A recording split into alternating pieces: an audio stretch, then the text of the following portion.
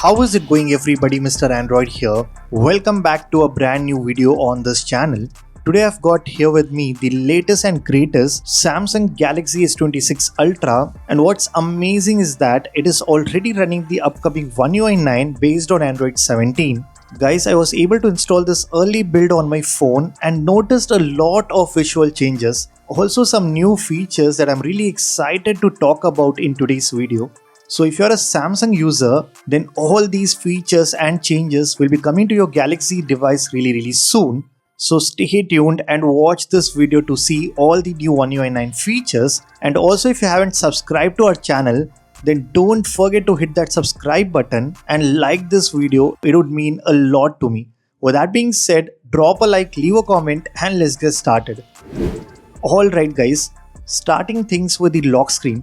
Although we do not have any new clock style or widgets available in One UI 9, there is one exciting change that you all gonna love, and it is related to the now bar. We now have a brand new revamped design for the music player with wave animation and a gorgeous glowing slider along with separate buttons for the playback. I mean, it just looks absolutely stunning, and when you expand it, it has a whole new interface. Not just on the lock screen, even the same changes can be found when you open the live activities and also inside the quick settings. This now bar music player looks really good, and honestly the animation also got a lot smoother. It feels very refined and fluid compared to what we are getting on One UI 8.5. I think this has to be the most beautiful looking music player available on Android, and it does perfectly match the overall aesthetics of One UI design language. Talking more about visual changes, in the quick settings, you can see the brightness and volume sliders are now much thicker compared to the previous version. Also, the dark mode and sound profile toggle has now been separated from the sliders. You do get similar customizations, like you can change the position of these sliders as well as tiles and place them anywhere you want. And I like how Samsung is still working on the quick settings to make it more functional and refined. I know many of you might not like how thick these sliders look on One UI 9, but I think it is a really handy change because adjusting volume and brightness we all do very frequently on our phones, and having much broader area to slide and control makes the experience a lot better and more practical for daily use. Moving on to the home screen, we do have some brand new widgets exclusive for Bixby. So if you just long press, go to widgets section, we now get dedicated widgets for Bixby, which also has a voice and keyboard button for quick access. So if you want to quickly talk to Bixby, you can simply use these widgets on your home screen with a single tap. Also, the widgets are available in different sizes, which is again a great thing.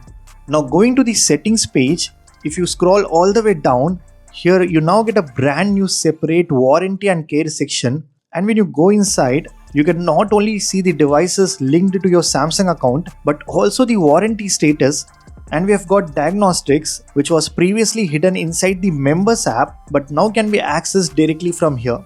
Another interesting feature I have found is the tap to share, which lets you share images, videos and other files while tapping the back of your phone against another phone you want to share with. So this is again a really interesting feature which is coming to your Samsung phone very soon. Lastly, when you go to the About Phone section, tap on the Android version.